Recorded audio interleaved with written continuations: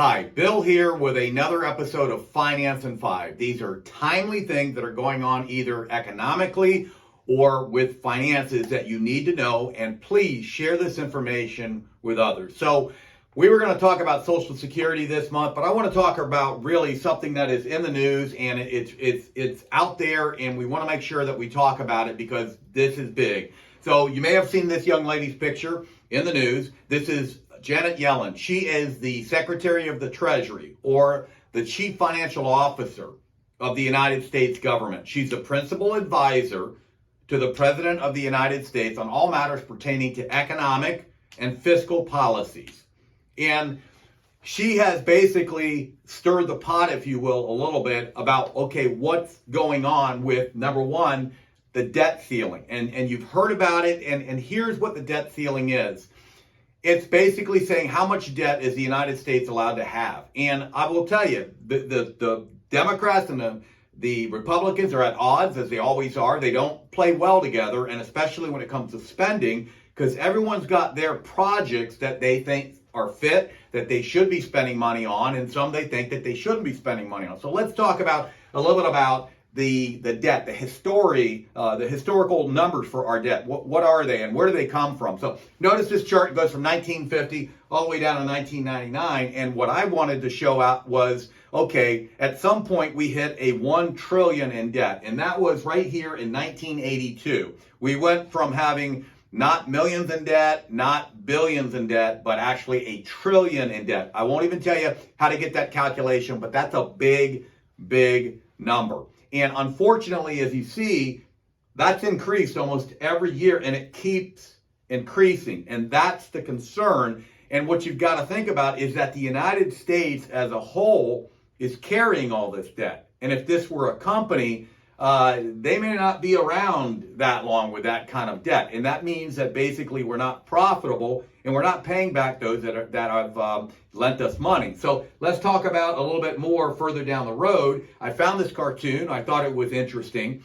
And this shows both, if you can see in the background, both the Republicans and the Democrats kicking the can, if you will, down the road to their kids at that point.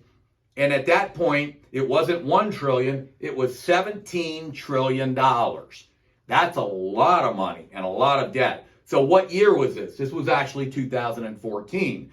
And so you can see between 82 and 2014, it has increased substantially.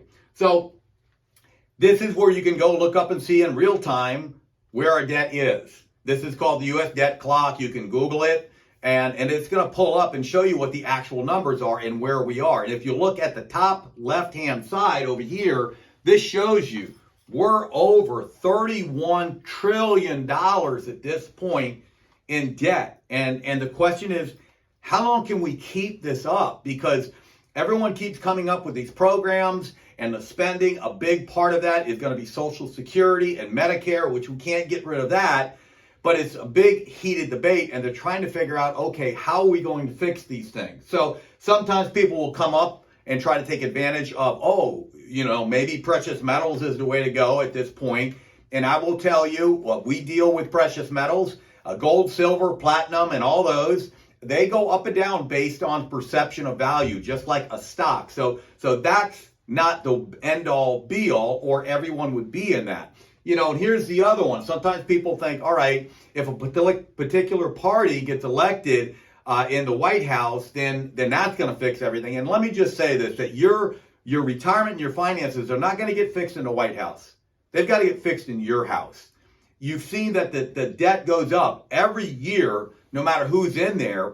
So again, don't look at this from a political standpoint. The reality of it is, there's some steps that you can take and some things that probably you need to, instead of watching TV and letting this get to you, take some action steps on. So you may have heard this terminology, circling the wagons. And that's a true terminology from a battle that occurred between 1,000 Indians and 32 soldiers and some workers. And what happened is they saw the Indians coming. They knew that they were in trouble. And there was only 32 of them and 1,000 Indians. Think about that. And they circled the wagons, defended themselves, and they held them off.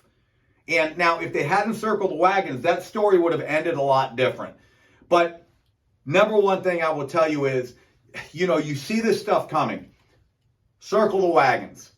Meaning you need to prepare for this. Just like if we had a hurricane coming, you prepare. You get with your advisor. If you don't have one, you find an advisor you trust that you say, okay, when this happens, am I prepared for it, or I need to prepare for it and do it now.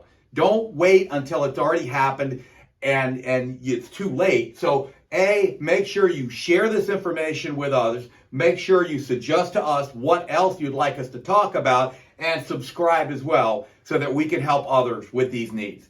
Have a great rest of your day.